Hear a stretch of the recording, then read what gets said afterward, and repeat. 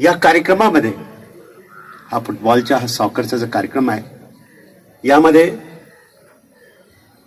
माझी जे भरभरून स्तुती करण्यात आली, माझा सत्कार करण्यात आला, सत्काराचा जो ओघ होता हे बघून मी भारावून गेलेलो आहे. माझ्या या 4 महिन्याच्या कार्यकाळात आपण लोकांना शांतता, कायदा सुव्यवस्था सुव्यवस्थित आहे, सुरळीत आहे हे आपल्याला वाटले असावे. त्यामुळे आपण एवढा माझा सन्मान करत आहात. व्यक्तीचा सन्मान होत नाही, त्यांच्या कार्याचा सन्मान होतो. मी नेहमी सांगत असतो की माझी जन्मभूमी कुठेही असली ते जन्मभूमी, जननी जन्मभूमी स्वर्गादपीच्या घरी अशी ते असतोच. पण माणूस त्यांची कर्मभूमीमुळे ओळखले जातो. जिथे ते कर्तव्य बजावतात, जिथे जे जाऊन त्याची ड्युटी करतात, तिथे धर्म करतात. धर्म म्हणजे कर्तव्य. धार्यती ती धर्म. धर्म संस्कृत के ध्री धातू से निष्पन्न झालेला आहे. आणि त्यामुळे जे काही आपण धारण करतो, जे कर्तव्य धारण करतो, आणि ते कर्तव्य आपण सचोटीने, अत्यंत निष्ठेने, कशोशीने, जिद्दीने पूर्ण करतो, तेव्हा खऱ्या अर्थाने आनंद मिळतो, सच्चिदानंद मिळतो, सच्चित आनंद मिळतो.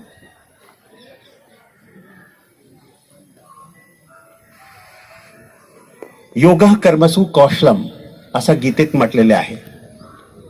योग म्हणजे यम, नियम, आसन, प्राणायाम, प्रत्याहार, धारणा, ध्यान, समाधी, अष्टांग योग असाच नाही.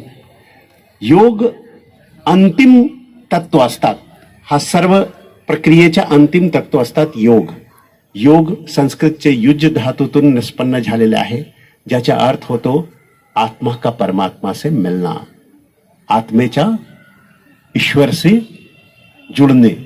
योग एक योग, एक दोन, तसाच आत्मे से परमात्मा से योग म्हणजे योग, समाधी म्हणजे योग. आणि या योगावस्थेत आपण केव्हा असतो? जेव्हा जे काही कार्य आपल्याला दिले जातात, जे काही कर्तव्य आपण पार पाडत असतो, पेलत असतो, त्या कर्तव्य जर आपण निष्ठेने, सचोटीने, पूर्णतेने आपण जर करत असतो, तेव्हाच आपण ईश्वर से जवळ पोहोचतो, ईश्वराचे योगावस्थेमध्ये असतो. क्रीडा प्रकारमध्ये पण तेच लोक खूप एक्सलंट परफॉर्मन्स देतात, किंवा अध्ययन मध्ये पण तेच लोक खूप छान परफॉर्मन्स करतात, प्रदर्शन दाखवतात, नेत्रदीपक कामगिरी करतात, जे मनोयोगाने ही गोष्ट करतात. आणि त्यामुळे हा योग म्हणजे तुमचं कर्तव्य. माझा जीवन जे आहे संघर्षमय राहिलेलं आहे. जेव्हा जेव्हा नकारात्मकता पसरतो त्याला मी पॉझिटिव्ह घेतो, सकारात्मक करून घेतो. कारण जेव्हा सर्वात अंधकारमय क्षण असतात तेव्हाच हिरा जे आहे सर्वात जास्त चमकतात. तुम में हीरे की सिफत है तो अंधेरे में मिलो, धूप में कांच के टुकड़े भी चमक जाते हैं.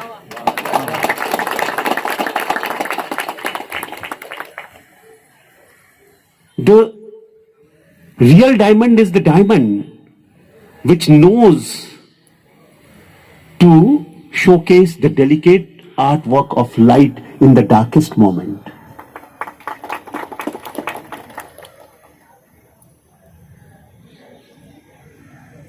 त्यामुळे कधी तुमच्या जीवनात कोणी नकारात्मक सांगत असेल तर त्यांना नकारात्मक घेऊ नका, त्यामुळे खचून जाऊ नका, त्यामुळे वाया मार्गाला जाऊ नका, चुकीची गोष्ट करायला लागू नका. पण त्यामुळे तुम्ही हे एनर्जी घ्या की त्यांचं जे आम्हाला प्रत्युत्तर व्हायचं आहे ते माझे कार्याने त्यांना माझी स्तुतीसाठी बाध्य करून द्यायचं आहे. आप अपने कार्य से सामने वाले आलोचक को अपनी स्तुति और प्रशंसा के लिए बाध्य कर दो. वो आपकी आलोचना इसलिए नहीं करता कि वो आपको नापसंद करता है, वो आपकी आलोचना इसलिए करता है कि वो आपके बारे में जानता नहीं है. लेकिन अगर आप उस कारण से गलती करने लगते हो, बार बार गलती दोहराने लगते हो, तो दुनिया भी आपकी आलोचना करने लगती. एक व्यक्ति नहीं, सब आलोचना करने लगते हैं. लेकिन अगर आप उसकी गलत आलोचना का जवाब अपनी कार्यशैली से देते हो, तर्क से नहीं, तो दुनिया आपको पूजने लगती है. बोले तसा चाले त्याची बंदावी पाऊले, हे महत्वाचं अभंग आहे. ते जीवनात आत्मसात केलं पाहिजे. आज ये फुटबॉल का चषक है.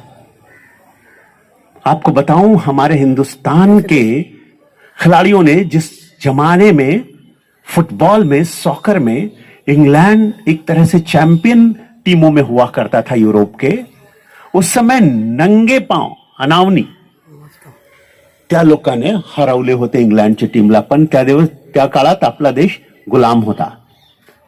पण नंतर फुटबॉल सारखा सर्वात लोकप्रिय गेम भारतातून ऑलमोस्ट अलोकप्रिय झालेला आहे. कारण मला माहित नाही, एवढा छान गेम, एवढा उत्तम खेळ का हद्दपार झालेला आहे मला कळतच नाही. एक्सेप्ट वेस्ट बेंगॉल, पश्चिम बंगाल सोडून दिला आणि गोवा, तर बाकी ठिकाणी फुटबॉलची लोकप्रियता अत्यंत कमी आहे. पण संपूर्ण जगात जरी तुम्ही बघितला तर फुटबॉल हा सर्वाधिक लोकप्रिय क्रीडा प्रकार आहे. आणि यामध्ये काय लागतो?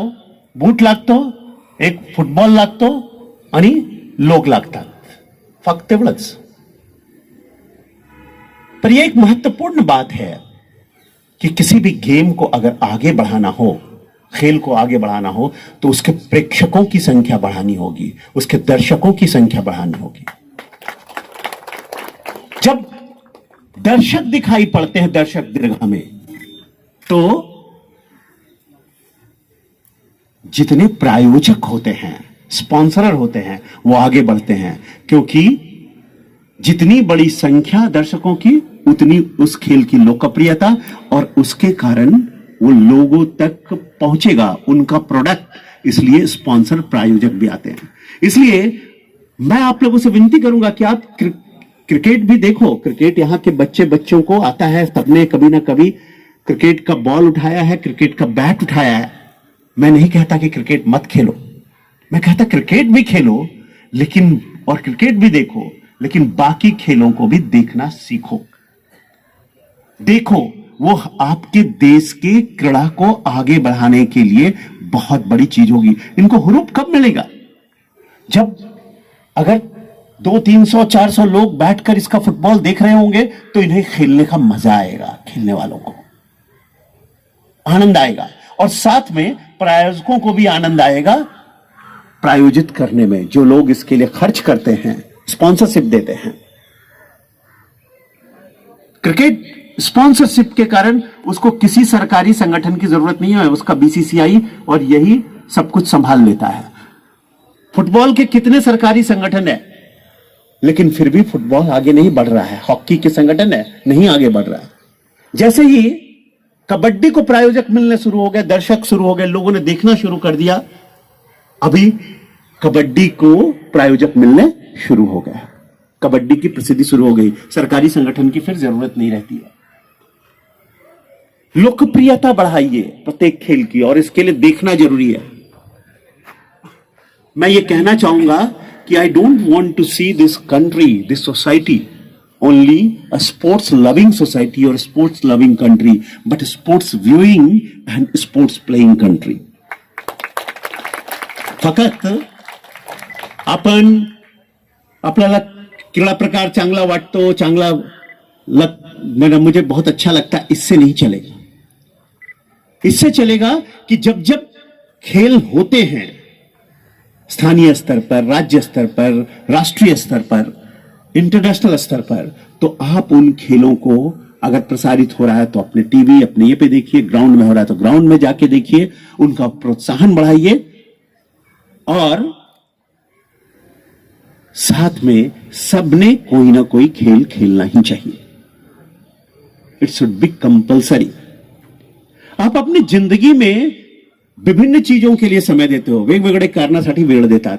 तुम्ही खेळासाठी का वेळ देऊ शकत नाही? हा सर्वात नॅचरल आहे. आपल्याला माहित आहे काय, माणूस जे आहे सर्वात स्वाभाविक त्यांची क्षमता आहे धावण्याची आणि धावण्याचा प्रकार करण्याची. कारण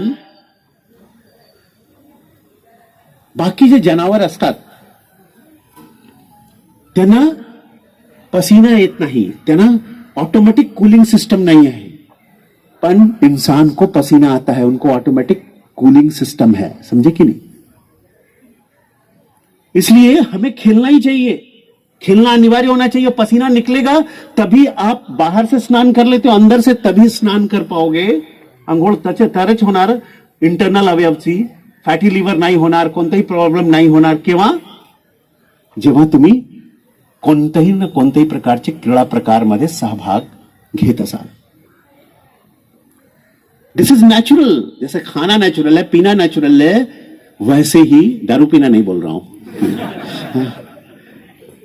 वैसे ही जैसे सांस लेना नेचुरल है, वैसे खेलना हमारे लिए नेचुरल है. और इंसानों के लिए ज्यादा, बाकी को शिकार करने के लिए चाहिए था, लेकिन हमको पसीना बहाने के लिए खेलना चाहिए. और तब आप देखिए आपको कितना उत्फुल्लित लगता है, कितना प्रसन्न लगते हो आप, किती प्रसन्न असणार.